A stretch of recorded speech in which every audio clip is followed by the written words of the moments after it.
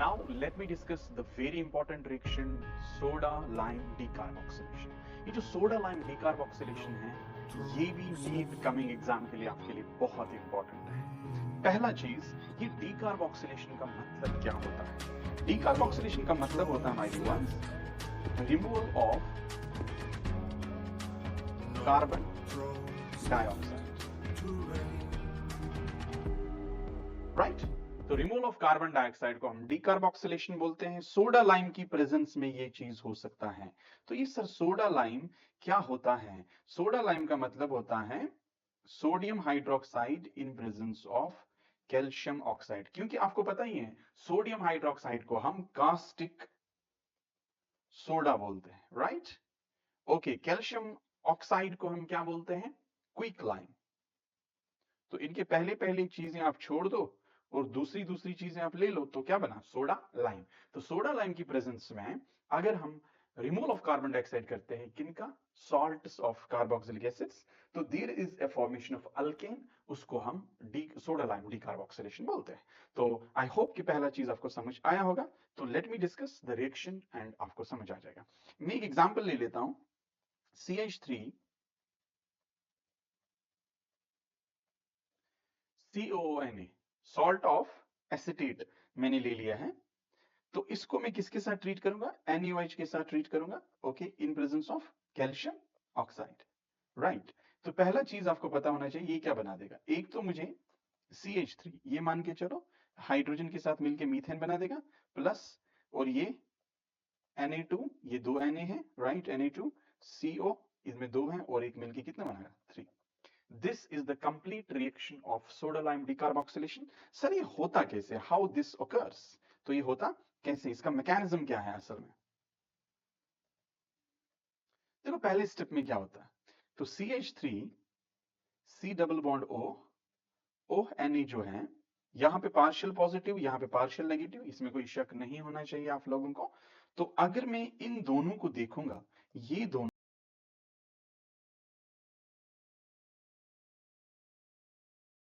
ये OH release कर देगा, मुझे OH नेगेटिव आयन रिलीज कर देगा। और OH नेगेटिव आयन क्या करेगा? It will attack on the carbon positive charge. ठीक है, इसने इस पे अटैक किया, ये तो पाई बॉन्ड ये टूट जाता है। ठीक है, ये टूट गया और ये बहुत मुश्किल है।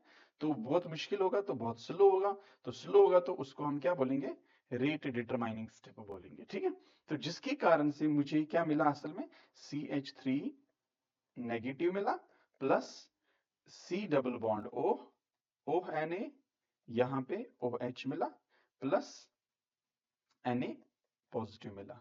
मतलब CO का यहाँ पे मैकेनिज्म में कोई काम नहीं है। क्या है वो मैं बाद में बताऊंगा। Now what is happening over here? तो ये जो आपका CH3 नेगेटिव बना, ये जो नेगेटिव बना, ये जो बना यहाँ पे, ये एसिड है। कैसे एसिड है? क्योंकि इसके पास H पॉजिटिव आयन यहाँ पे मौजूद है, जिसके कारण से इसका एसिडिक नेचर है। C डबल बॉन्ड OH जो है वो यहाँ पे ONA है, तो ये नेगेटिव चार्ज इस H पॉजिटिव को लेगा, राइट? तो बना देगा CH3H। तो ये बना क्या? Alkane. This is alkane. And यहाँ पे नेगेटिव चार्ज जो है ऑलरेडी यहाँ पे सोडियम बना हुआ है, उसके साथ मिलके Na2CO3 बना देगा। So this is the reaction जो आपको याद रखना पड़ेगा, right? This is the mechanism. क्या क्या चीजें इसमें नजर आ रही है वो बराबर याद रख लीजिएगा, ठीक है? अब नेक्स्ट पॉइंट, क्या क्या चीजें आपको नजर आ गई? पहला चीज, सोडा लाइम जो है सर ये हम किस रेशियो में ले लेते हैं? तो पहला चीज क्वेश्चन आ सकता है, दिस इज 3:1 रेशियो में ले लेते हैं। अब दूसरा चीज आ जाता है, सर मैकेनिज्म में तो कैल्शियम ऑक्साइड हमने इस्तेमाल ही नहीं किया, तो उसका क्या काम है? तो कैल्शियम ऑक्साइड जो है ये सोडियम हाइड्रोक्साइड को बचाता है पानी से। तो मतलब इसका काम एक ही है, ये एटमॉस्फेयर को ड्राई रखता है। जिस तरह आप अगर आप शूज में देखोगे, जब आप नया शूज लाते हो तो उसमें सिलिका के वो जो पाउडर पाउडर सा मिलता है, राइट? क्यों? क्योंकि वो मॉइस्चर से बचा देता है शूज को। अब इसको भी एयर के मॉइस्चर से बचाएगा, किसको? सोडियम हाइड्रोक्साइड को। क्योंकि सोडियम हाइड्रोक्साइड जो है ये हाइग्रोस्कोपिक होता है, मतलब पानी के साथ डिजोल्व हो जाता है। भाई अगर इसने खुद ही डुबकी मारी पानी में तो ये भूल जाएगा कि मुझे अटैक करना है कार्बोनाइल ग्रुप पे। तब तीसरा पॉइंट क्या आ सकता है? जो सोडियम फॉर्मेट है वो मीथेन नहीं प्रोड्यूस करता, जैसे HCOO H जो है ये मीथेन प्रोड्यूस नहीं करता है, ये हाइड्रोजन गैस प्रोड्यूस करता है। याद रख लीजिएगा। तो मीथेन कौन सा नहीं कंपाउंड बना, कौन सा सॉल्ट नहीं बना देता है? सोडियम फॉर्मेट नहीं बना देता है। अब तीसरा सबसे इंपॉर्टेंट जिसमें क्वेश्चन आने की बड़ी प्रोबेबिलिटी है, व्हाट इज दैट? कि यहां पे अगर आप देखोगे कि सर हमें यहां पे एनाइन बन जाता है। अब जितना एनाइन ज्यादा स्टेबल होगा उतना रेट ऑफ डिकार्बोक्सिलेशन ज्यादा होगा। तो मैं डायरेक्टली एक इंपॉर्टेंट पॉइंट आपके सामने बताऊंगा with a different colour. Rate will depend on rate will depend on stability of carboanion। अब कार्बोनाइन की स्टेबिलिटी आपने तो बढ़िया तरीके से पढ़ी होगी, कौन से कार्बोनाइन सबसे ज्यादा स्टेबल होते हैं? Primary is greater then secondary is greater then tertiary, right? या जिसका रेजोनेंस हो सकता है वो ज्यादा स्टेबल होता है। तो वो सारी चीजें आपको पता होनी चाहिए। ये चार बहुत इंपॉर्टेंट चीजें हैं जो आपको याद रखने पड़ेंगी और आपके एग्जाम में भी पूछे जा सकते हैं। अब एग्जैक्टली मैं इसी के बेस पे कुछ क्वेश्चंस करा दूंगा ताकि आपको ज्यादा से ज्यादा समझ आ जाए। अब सोडा लाइम डिकार्बोक्सिलेशन का पहला पॉइंट है, बताइए इनमें से रेट ऑफ डिकार्बोक्सिलेशन किसका ज्यादा होगा? रेट ऑफ डिकार्बोक्सिलेशन ज्यादा किसका होगा, बता दीजिए। पहला, दूसरा या तीसरा? अब अगर हम इसकी बात करें तो मुझे CH3 CH2 नेगेटिव बनेगा, दूसरे में क्या बनेगा? CH2 double bond CH negative बनेगा, तीसरा क्या बनेगा? CH triple bond C negative बनेगा। और ये है sp3 माय डियर वंस, और ये है sp2, और ये है sp हाइब्रिडाइजेशन। तो तीनों को मैंने ले लिया, जहां पे एनाइन मैंने बना दिया रिमूवल ऑफ कार्बन डाइऑक्साइड के बाद, और मैंने तीनों को बता दिया कि कहां कहां पे नेगेटिव चार्ज बना।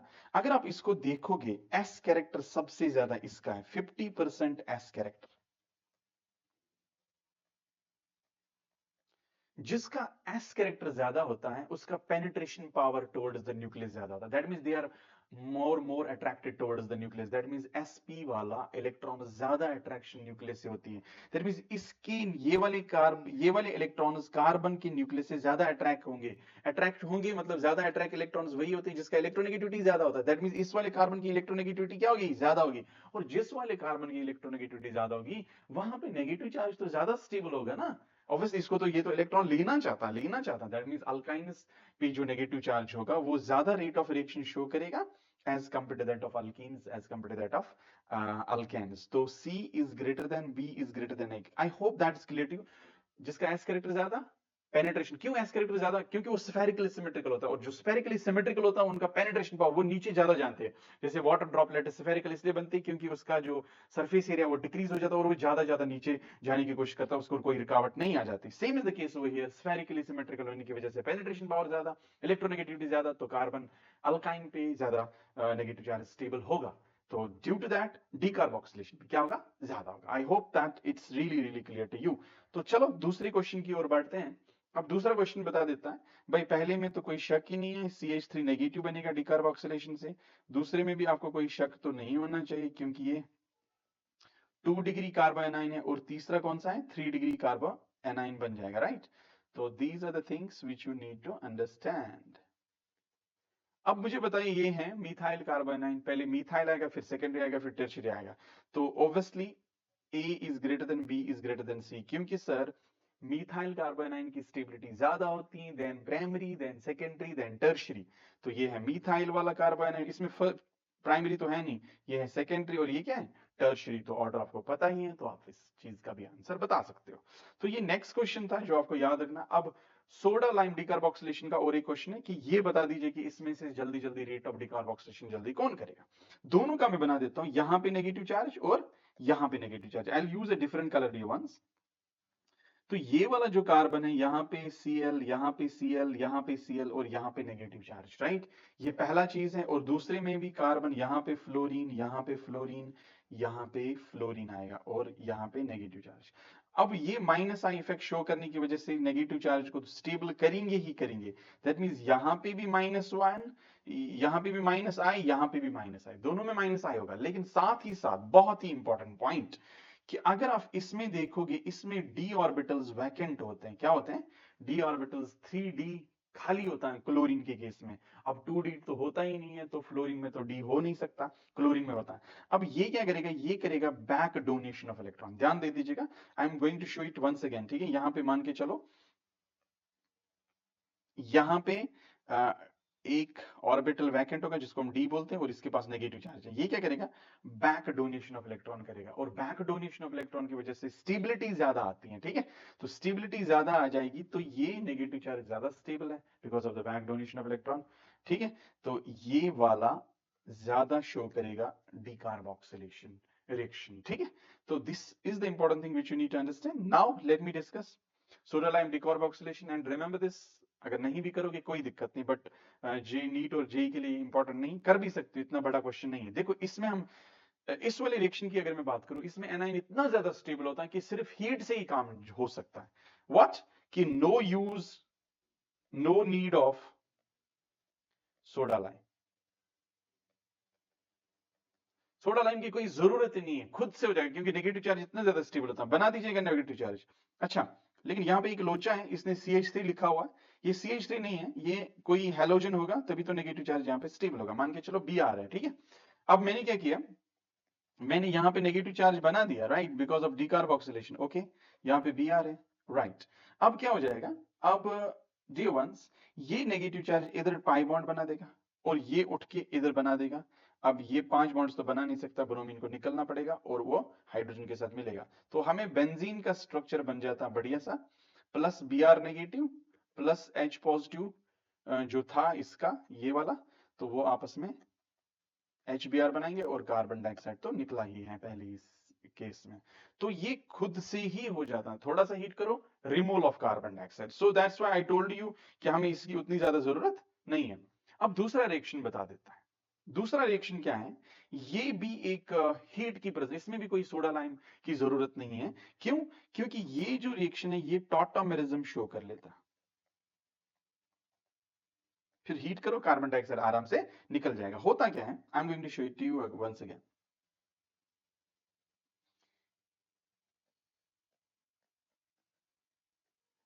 ये ऐसी रिएक्शन है, और यहां पे डबल बॉन्ड हुआ है, और माय डियर वंस, यहां पे एक रिंग स्ट्रक्चर बनता है। क्या बनता है, रिंग स्ट्रक्चर बनता है। तो उस रिंग स्ट्रक्चर की वजह से ये इसको लेना चाहिए, जैसे हीट किया ना, हीट को तो ऑब्वियसली स्टेबल कंपाउंड्स बनाने पड़ेंगे, और कार्बन डाइऑक्साइड सबसे ज्यादा स्टेबल होता है। इसने इसको लिया, ये सिग्मा इलेक्ट्रॉन इधर चला जाएगा। अब ये 5 बॉन्ड्स नहीं बना सकता, ये इधर डबल बॉन्ड बना देगा। देखो ये पाई बॉन्ड ने इधर OH बना दिया, ठीक है, मैं बना देता हूँ, ये रहा OH, ठीक है, और ये बना सिंगल बॉन्ड, ठीक है, ये बॉन्ड ऐसे ही, यहां पे बना डबल बॉन्ड, इसको इनॉल बोलते हैं। तो और यहाँ पे कार्बन डाइऑक्साइड तो बन ही गया, right, this is carbon dioxide which you need to understand, try to understand, ठीक है। अब क्या होता है, ये फिर कीटो इनॉल टॉटोमेरिज्म शो करके यहाँ पे पाई बॉन्ड उठेगा, राइट, इधर बैठेगा, और ये जो हाइड्रोजन है ये वाला कार्बन ले लेगा, ठीक है, जरूरत नहीं लिखने की, तो कीटोन बन जाता है। कीटो इनॉल टॉटोमेरिज्म में ये क्वेश्चन सिर्फ हीट की प्रेजेंस में हो सकता है। अब moving to the next one, इसमें भी हमें कोई सोडा लाइम की जरूरत नहीं है। इस this carbon is called alpha carbon, carbonyl के नेक्स्ट वाले कार्बन को क्या बोलते हैं, alpha carbon, and this is called beta carbon, and this called gamma carbon. अगर बीटा गामा अनसेचुरेशन होगी, तो उस केस में भी हमें कोई सोडा लाइम की जरूरत नहीं, हीट करके हम कार्बन डाइऑक्साइड को निकाल सकते हैं। What is going on over here, तो ये जो अल्फा वाला कार्बन है ना, ये मैं ऐसे लिखूंगा, 6 मेंबर रिंग ज्यादा स्टेबल होते हैं, तो मैं वैसे का बनाने की कोशिश करूंगा। ये जो डबल बॉन्ड है ये तो फिर ऐसे हो जाएगा, ओके, ठीक है, और ये जो CH3 है वो मैं ऐसे लिखूंगा, ओके, ठीक है, यहां तक क्लियर होगा आप लोगों को, ओके। अब ये जो यहां पे है, ये OH में ऐसे लिखूंगा, ओ रियली, हाँ 6 मेंबर, और ये डबल बॉन्ड हो यहां पे लिखेंगे, राइट। तो this is beta gamma unsaturation के कंपाउंड्स भी हमें डिकार्बोक्सिलेशन करते हैं, और हीट की प्रेजेंस में। अब होता क्या है इसमें, ये पाई बॉन्ड उठेगा और इस हाइड्रोजन को लेगा, राइट, तो यहां पे कार्बन के साथ मिल जाएगा, बॉन्ड बना देगा, ठीक। और अब क्या हुआ, ये सिग्मा बॉन्ड जो है ना ये टूट जाएगा, अब हाइड्रोजन 2 बॉन्ड्स तो बना नहीं सकता, तो ये मैंने दिखा दिया कि सिग्मा बॉन्ड ऑफ हाइड्रोजन टूट जाता है फिर अगर इसने इस पे अटैक किया, तो यहाँ पे डबल बॉन्ड बना, ठीक है। अब ये 5 बॉन्ड्स तो नहीं बना सकता, सी डबल बॉन्ड और 5 बॉन्ड्स तो बना नहीं सकता, तो ये सिंगल बॉन्ड टूट के इधर डबल बॉन्ड बना देता है। तो होता क्या है, तो एक इधर हाइड्रोजन मिल जाता है, ये इसका CH3 खुद का है, और इधर डबल बॉन्ड O बन जाता है, और इधर आराम से कार्बन डाइऑक्साइड का मॉलिक्यूल निकल जाता है। तो सिंपल रिएक्शन, इसमें भी डीकार्बोक्सिलेशन हो सकती है, आने की प्रोबेबिलिटी मैं क्या बताऊं कि आ सकता है। अब यहाँ पे तो अगर हम बात करेंगे, इसको अल्फा बोलते हैं और इसको क्या बोलते हैं, बीटा बोलते हैं। तो इसको बोलते हैं अल्फा बीटा अनसैचुरेशन में होगा या नहीं होगा? यस होगा, लेकिन ये पहले वही कंपाउंड बना देगा, इसमें भी हमें कोई सोडा लाइम की जरूरत नहीं पड़ेगी। So what we are going to do, तो हम क्या करेंगे, यहाँ पे ये हाइड्रोजन जो है यहाँ पे वो इधर आएगा, राइट, ये पाई बॉन्ड जो है वो उठ के इधर बैठेगा, यहाँ पे नेगेटिव चार्ज आएगा, अल्फा पे नेगेटिव चार्ज, और यहाँ पे डबल बॉन्ड H पे पॉजिटिव चार्ज, ठीक है। ये नेगेटिव चार्ज इस हाइड्रोजन को लेगा, मैंने इसी स्टेप में दिखा दिया, राइट। पहले हमें क्या बनाना पड़ेगा, बीटा गामा अनसैचुरेशन, तभी तो ये रिएक्शन होगा। तो फिर मैंने क्या किया, यहाँ पे ऐसे ये डबल बॉन्ड हो, ये डबल बॉन्ड हटा तो यहाँ पे हाइड्रोजन जुड़ा, और यहाँ पे डबल बॉन्ड, फिर बना क्या, ये रहा बीटा, ये रहा अल्फा, ये रहा गामा, फिर बना वही कंपाउंड, फिर वही प्रोसेस कर सकते हो, फिर वही काम कर सकते हो। चलो दिखा देते हैं दोबारा, ये रहा OH, ये रहा डबल बॉन्ड, ये रहा यहाँ पे भी डबल बॉन्ड। फिर मैंने बोला था ये जो अल्फा बीटा एंड गामा होता है, ये जो अल्फा वाला कार्बन है उसको ऐसे लेके आ जाओ नीचे, क्योंकि हमें 6 मेंबर रिंग का स्ट्रक्चर बनाना पड़ेगा, वो सबसे ज्यादा स्टेबल होते हैं। और ये मान के चलो यहाँ पे डबल बॉन्ड हो ये वाला, और यहाँ पे O ये वाला, और यहाँ पे H, हाँ सर बन रहा almost 6 member structure. Double bond O के बाद कुछ नहीं है, यहाँ पे ऐसे कंपाउंड है, और फिर यहाँ पे CH3 इसके साथ जुड़ा हुआ। अब वही रिएक्शन होगा, वही प्रॉब्लम होगी, वही चीजें होंगी। ये जो पाई बॉन्ड है फिर इस हाइड्रोजन को लेगा, तो यहाँ पे बॉन्ड बना देगा, हाइड्रोजन 2 बॉन्ड्स नहीं बना सकता, फिर यहाँ पे डबल बॉन्ड बन जाएगा, ठीक है। अब ये कार्बन 5 बॉन्ड्स नहीं बना सकता, फिर ये टूट जाएगा। अगर आप फिर देखोगे क्या कंपाउंड बनेगा, एंड ये डबल बॉन्ड हटा तो इधर हाइड्रोजन के साथ जुड़ा, यहाँ पे डबल बॉन्ड आया क्योंकि ये वाला ब्रेक हुआ, राइट, एंड यहाँ पे carbon dioxide. I hope that decarboxylation soda lime की प्रेजेंस में आपको क्लियर हुआ। अगर क्लियर हुआ तो लाइक कीजिए, सब्सक्राइब कीजिए और भी कर लीजिए, ठीक है। Take care, god bless you.